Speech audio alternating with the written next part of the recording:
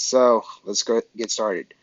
Boardman himself, 5 for 8, really efficient night. Definitely above 50%, probably. That's like 60 percentile range. Went for 3.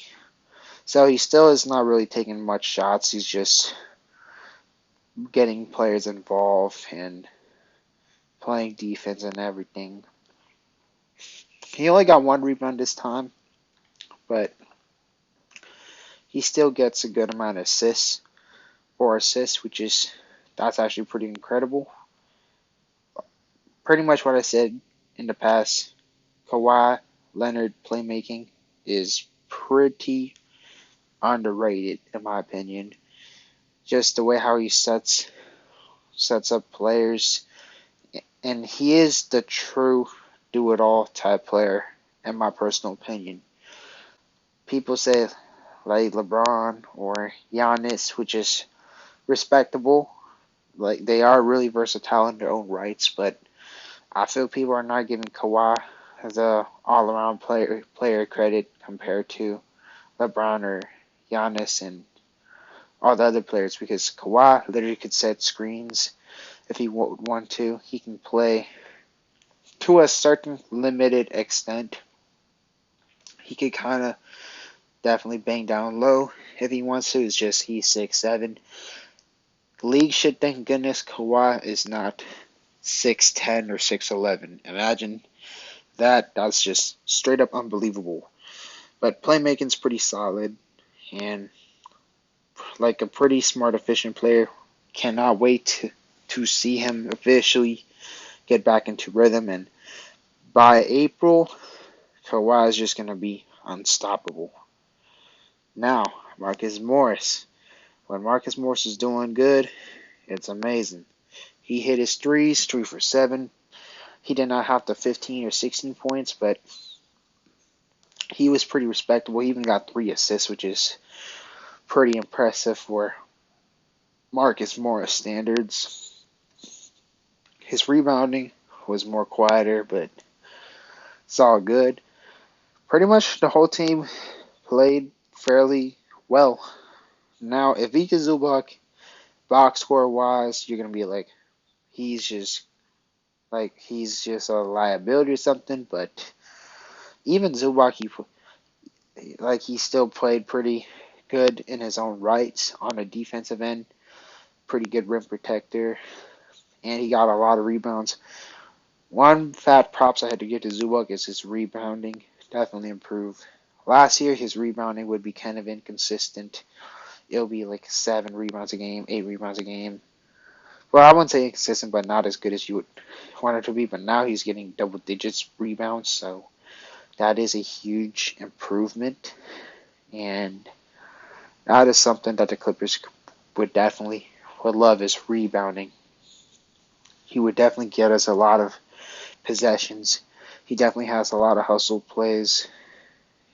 His assist stats doesn't look the best, but his passing is really overlooked, and it's pretty darn good in my opinion. And he only had 1 turnover, which is pretty good.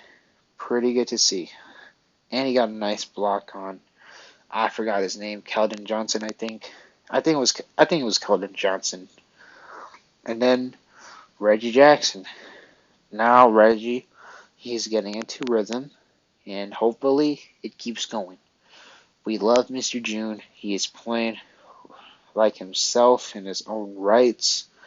Got 4 assists, 3 rebounds, and he didn't turn over the ball much, which is amazing. Amazing. He was just cooking. 8 for 11. He only missed 3 field goals. That was just, whew, say less. Paul George. He basically only played the first quarter pretty much. And this guy already dropped 21 points. Crazy. And he pretty much didn't play in the second half because his knee or something like that, that is pretty good. I liked how Tyronn Lue took precautions that, if he sends something like an injury, just don't play him. You don't want to have a Derrick Rose situation that, Oh, you didn't even need to play him, but you still played him, and he wound up getting an injury. Not worth it. So smart decision by Ty Lue. Despite me getting on his head for not playing Musa and VJ Boston, I'm actually pretty grateful that Tyronn Lue is not a Tom Thibodeau who would just straight up just run the players the whole entire game and pretty much and it would cause a injury load. So I'm glad he's not stooping to that level. Pretty good to hear. Nick Batum, he had 1 3. He pretty much did solid in rebounding, 3 rebounds, 1 assist. Played pretty good defense and everything. Batum, he doesn't like. He's not on the fire streak compared to when we first acquired him, but he's still a pretty solid veteran to have. He's a pretty good defender and a really good veteran to have. So that's pretty much that. And Robert Covington, I'm a little disappointed on how he's not playing much minutes compared to last year. I don't see any flaws on Robert Covington. Out of all the veterans, I would love to see, like, mainly you hear me vouch for young guys often, but Covington, I feel he could at least get some double digits minutes. Like, he got 3 rebounds in 7 minutes, which is pretty crazy good. And people supposedly saying that, oh, he might be on a shopping block, which is, if anything, if you want to shop him, you should be playing him so you could jack up his trade values and hopefully you could get a first rounder from Robert Covington. But obviously, the way you're using him, you're not going to get insanely much. But I feel like if the Clippers do trade Robert Covington, it's going to be lower than how he's actually worth, in my opinion. But hopefully, maybe he'll get some runs down the line. But I'll probably get the benefit of the doubt that his stamina is not the best because he had some illness or something like that. And then Norman Powell, ooh, he cooked up 26 points.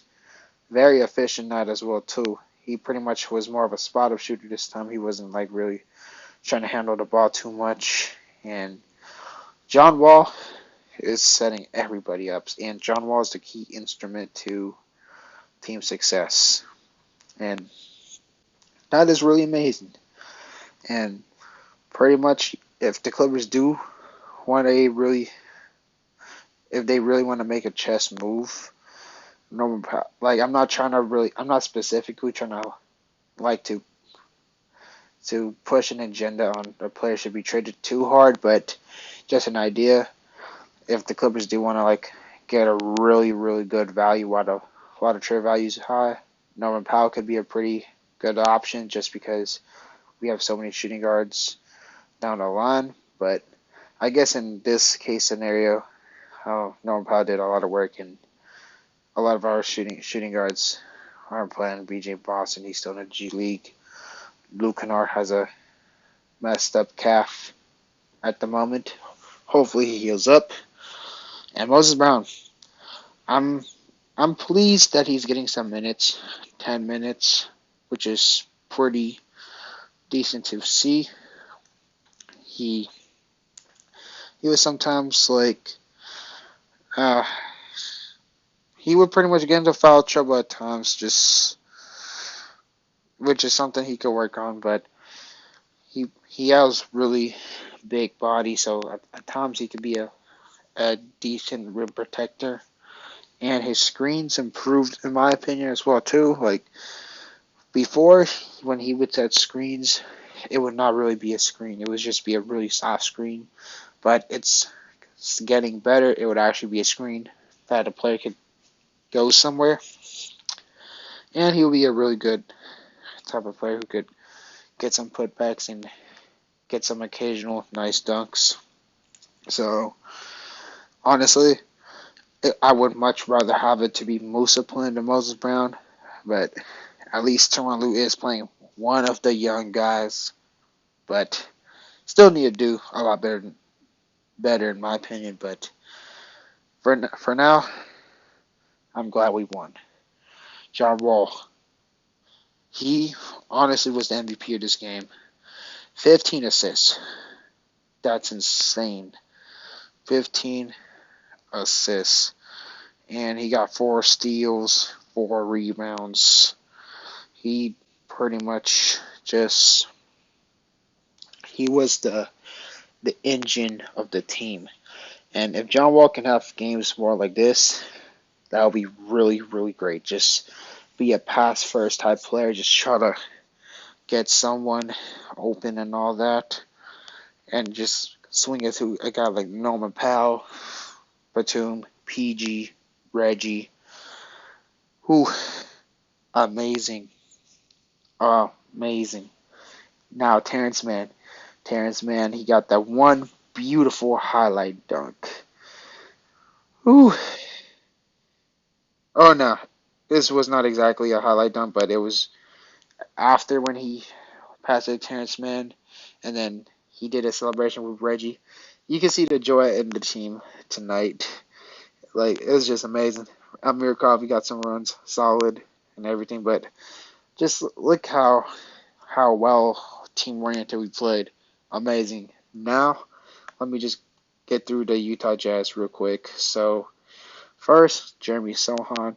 He didn't really score too much points, but you could kind of tell that he could definitely be a pretty solid player down the line.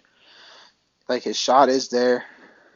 He did pretty much the whole entire Spurs team played like worse than other nights. Sometimes they would have better nights, but pretty much they could not. Their offense was just non-existent, which is understandable because they're a rebuilding team. But somehow it could definitely be a pretty like above average solid player down the line, maybe even a star because supposedly from the commentators, there was a Clippers commentator, they said the Spurs are really high on him. They think he could be something really special in the future. So we'll keep an eye on that. And honestly, when I first heard of him when he played for Oregon, I was hoping maybe he could fall to the Clippers, but unfortunately, he has some good upsides, so that's really unlikely. And plus, last the last draft class, the latest 2022 was just a somewhat bland draft class. Well, it's a more role player oriented draft class, so it was easy for a guy like Sohan to be drafted in the lottery. Because if Sohan just went to this year's draft class, he'd probably be a second round pick if we're being honest. No disrespect to him, it's just how good this draft class is. Bates Diop, I want to say he did okay, 4 for 7. Um, hit 1 3 rebounds, and Keldon Johnson, he had more of a quieter night. He was 5 for 15, missed a lot of shots and everything. But again, it's definitely one of the Spurs' more bad nights. Jakob Poeltl, he was pretty much getting some buckets in the paint. 8 for 15, 20 points. Good. He got a good amount of rebounds. And Trey Jones, his offense was just not the best. 3 for 13, but he got 10 assists, which is pretty good. But of course, obviously not as good as John Wall. But I believe he's a rookie, so who knows? He could be a pretty good point guard in the future. And Isaiah Roby, he was, I guess, okay. 1 for 5 from 3, 2 for 6. Dominic Barlow. Dominic Barlow was one of the dudes I was really high on during the 2022 draft class. I was hoping the Clippers snagged him, but Clippers went with Musa, which is I was also like was more warm-hearted with Musa because Musa has a ferocious energy, but Barlow just was younger and had potentially a better upside, but he got a really small sample size, 1 for 1, for free throws. Hopefully he could get more minutes because I feel he could be something in the future as well too.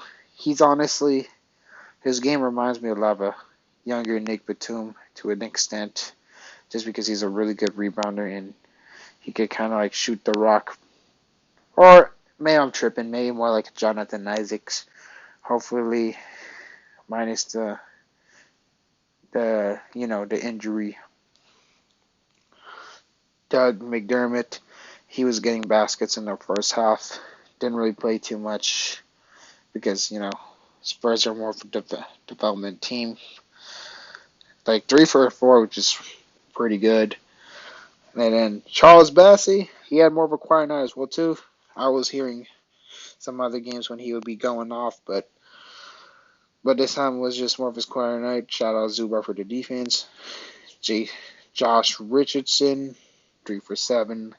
Eh, he was okay, I guess. And all the other players, they were honestly everybody was just in this Spurs. They were just not at their best, as you can see. They shot 27% from the three, which is pretty bad, but not as bad as the Clippers last game. In terms of the threes, 41% from the field. Free throw was 85%, so it was pretty good. But nevertheless, the Clippers should be playing like this every single game, and especially when we're playing against the Jazz on Monday, which I won't be watching because I'll be at Vegas. And then Wednesday against the Golden State Warriors, one of the best teams in well, they won a championship, but they're not, the record aren't the best right now, but I could definitely see them as a pretty good team once they get the chemistry rolling. And let's just look at ours. So 52% from the three. We should play it like this every single time. Hopefully, every single game we could at least shoot like, I would say, 43% from the three at least, and try not to go under 37%. That's kind of like our goal right now. Get the offense going and everything, and pretty much our rebounding. It's getting a lot better compared to last year, and pretty much hopefully we could play like this every single game. And also the turnovers are actually pretty good too. Paul George, who's known to turn the ball over a lot, he got no turnovers, which is that's one fat props I have to give to him. And even John Wall, pretty impressed with him too. And considering that he's the primary ball handler, point guard. But nevertheless, let me know what you think about the game. Please leave a comment down below. I'll definitely get with you in the comment section. Just let me know on our play style, like what the Clippers could change to be a better team, or are the Clippers gonna go on a winning streak? But again, let me know down in the comment section, and as y'all know, have a great night.